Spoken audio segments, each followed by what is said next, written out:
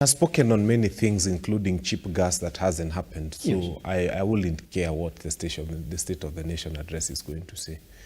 It mattered when people like Kibaki spoke because they then follow what they are saying yes. and do it. We have an administration that says something different and does something extremely different. So I don't want to have, they started on a mantra of bottom up. And for sure, everything has come from the bottom going up, especially prices of commodities. My good friend, there's something we need to speak about, and that is what Kenyans are talking about. And when I told them I'm coming on TV, they told me that's what we want you to go and talk about. Yes. The cost of getting a passport has moved from 4,500 to 7,500. Now, constitutionally, a passport and an ID, and by the way, if you lose your ID today, the cost of replacement is 2,000 shillings. Yes. And because we are about to send our policemen to Haiti, 1,000 of them, then there will be more insecurity. Kwa hivyo ngeta itapanda, the crime rate will go high, and you lose more IDs, and the government will make more money. I think it's a strategy. You first come and hike the cost of replacing your ID, and then you take away 1,000 policemen so that you increase insecurity, so that watu wapigwe ngeta, so that you can collect more money from replacing the IDs that they are going to lose through the ngeta. I don't understand what is wrong with this administration. Think about it this way. Not everybody who picks a passport is picking a passport as a luxury. This government has failed to provide good medical care for Kenyans. So very many of them are in hospital beds planning to go to India. So there's someone who is looking for a passport literally to go for treatment. They have cancer of the liver and they are going to India. Why are you making it expensive for them to get that passport? Why are you making it impossible for this person to go to India and get treatment? Because now when you make a passport, which is a birthright, which is a document that you should have by right, like a national ID, when you make it that expensive and compare ourselves with everybody else in the region, we are the most expensive in terms of travel documents. I wish we could use a Tanzanian passport to fly from here to another country, because then all of us would go and buy the Tanzanian passport or the Ugandan passport. I think it's a high time we did the East Africa integration so that we have one passport for the region. Then we don't have a government that wakes up and decides that we can make money from passports.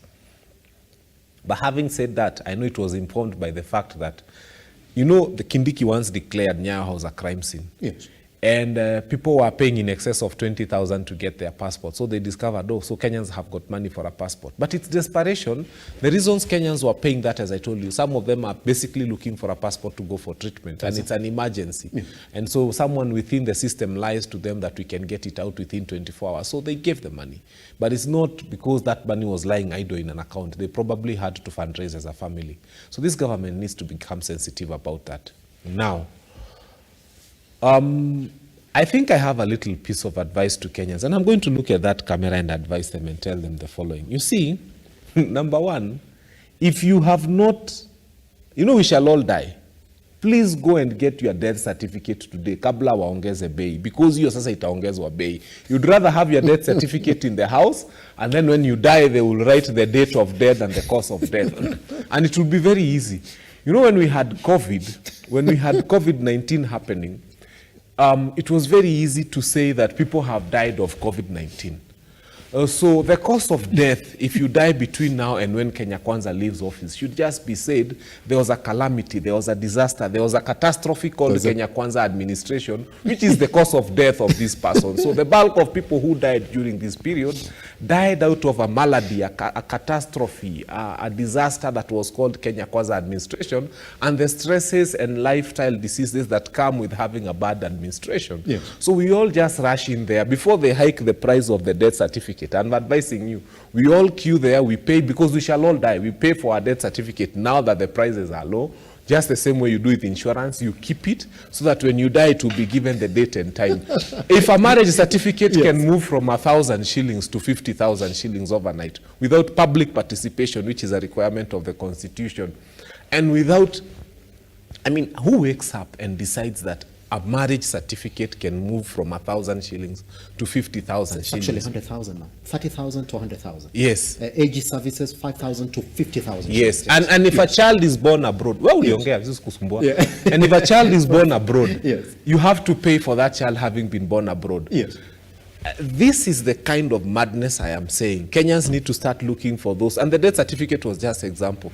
Kenyans need to start looking for those things that are about to hike in price with the Kenya Kwanza administration and get them now and keep them because they will we are about, now the only thing remaining is what? Sleep tax. We are going to be taxed for sleeping because they've taxed everything that you can imagine. Look at what is happening at JKI. You come there with a suitcase, they open, they are lifting your underwear like this, they're asking you why you carrying 5 instead of 3. This administration has become extremely insensitive to Kenyans and to the needs of its people.